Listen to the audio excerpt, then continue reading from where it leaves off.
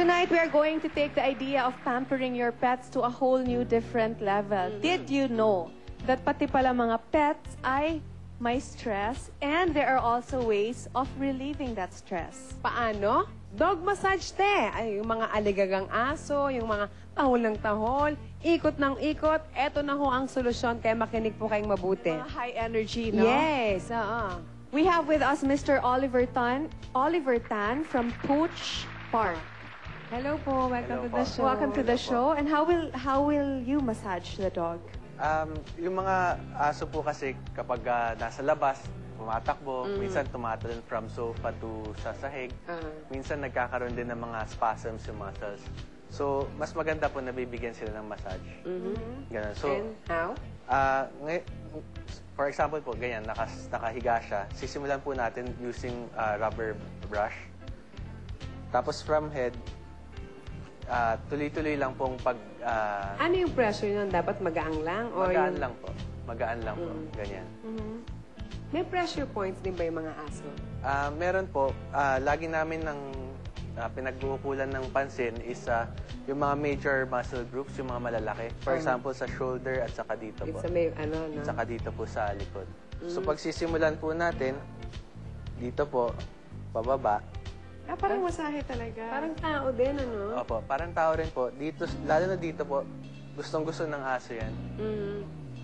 Tapos pababa, pag ganun po. Dito sa gilid ng spine, pababa.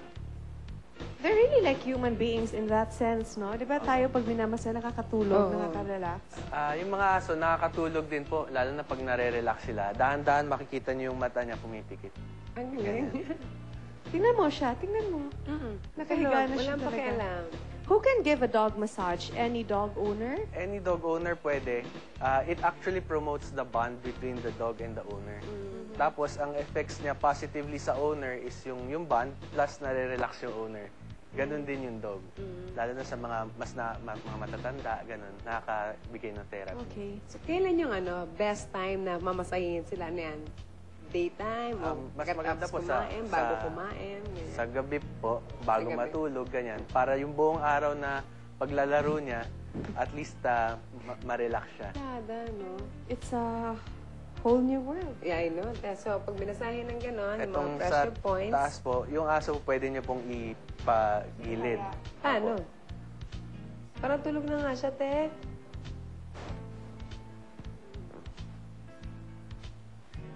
Naku, kung Great Dane yung aso nyo, paano kaya? Ay, tinamo. Ito po kasi sanay na sa mamasahe. Masahe. Alam na So niya. alam niya na Tinamo nakapag... mo, hinibigyan kamay. Masahiin mo na daw siya, sabi niya.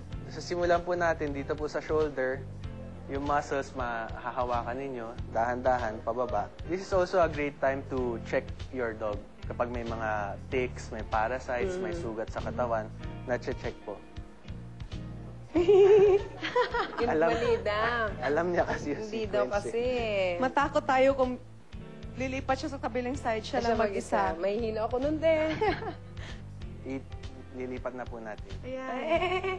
Bonggang-bongga lang siya, no? So, Tapos yung kamay. ito po, Cute. dito, ipe-press niyo po yung legs. Yung aso mo, mabango. No, hindi siya amoy aso. Tapos dito po sa How chest. often do you bathe him? Every day? Hindi po. Once a week. Once a week lang? Opo. Once a week. Kung mainit, like summer months, twice a week. Ganun po. Basta constant brushing palagi sa aso. Lalo na yung mga long-haired para hindi magbubuhol. Lalo na yan, di ba? O long-haired na siya eh. Opo. Pero mo siya, enjoy na enjoy, oh. Parang masarap kung magmasahe, no? Aso lang ba minamasahe mo? Pwede rin po sa tao kung... Ano ba? Nakainis ka. Pa-skinhead ka, ha?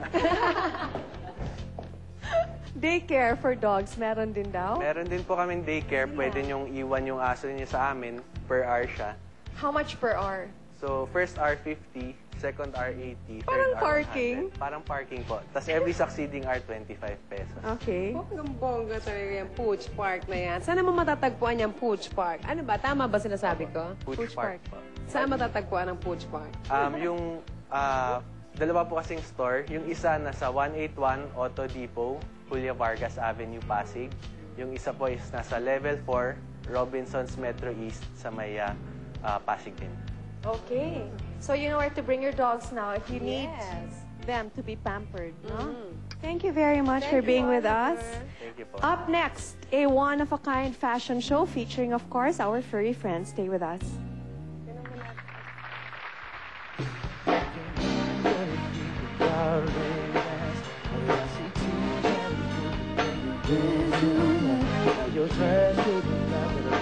Yes, tonight we will let our furry friends take center stage as their paws trot the Sweet Life runway.